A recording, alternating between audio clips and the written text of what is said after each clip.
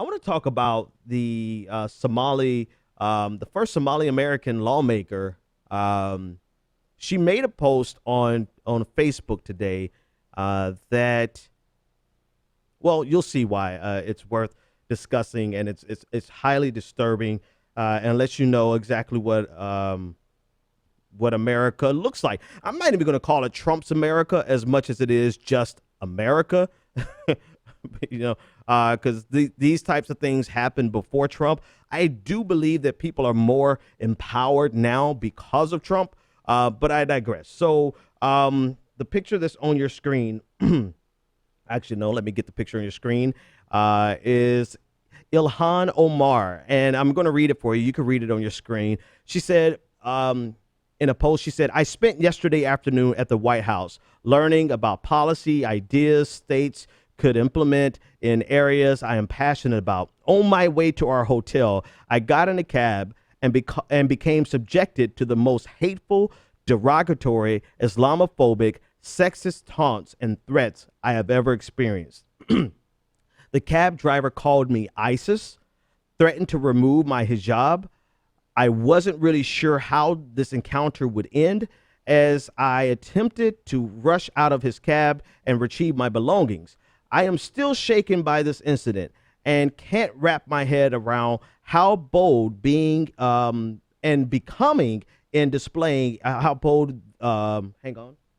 Yeah, there's a word I think she's missing. How bold being and becoming in displaying their hate towards Muslims. I pray for his humanity and for all those who harbor hate in their hearts. And there's a picture of her on my screen.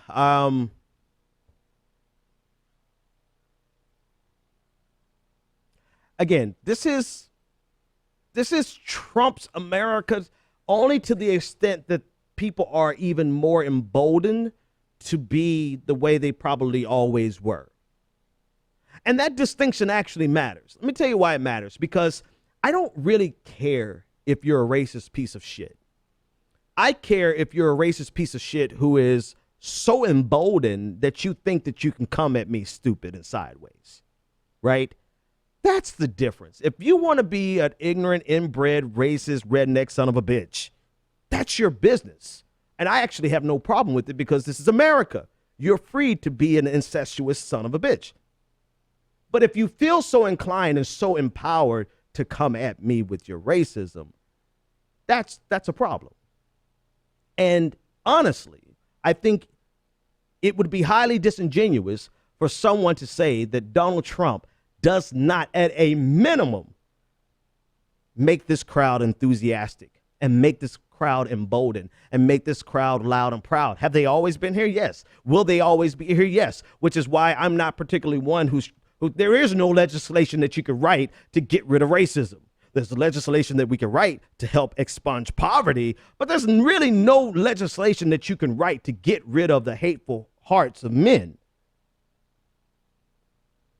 So that's, was it here? Yes. Is it here now? Yes. Will it always be here? Yes. But is it always this brash and bold? No. And it ebbs and flows. There are times in our society where this type of bigotry is ashamed of coming out front and center. Clearly, that's no longer the case because they found their voice. They found their muse, and they found their coattails to ride all the way to Washington, D.C., and that person is Donald Trump. Granted, she probably could have had this experience last week or before the election. She could have, but she didn't. She had it post-election, and this is Donald Trump's America. Fuck what you heard.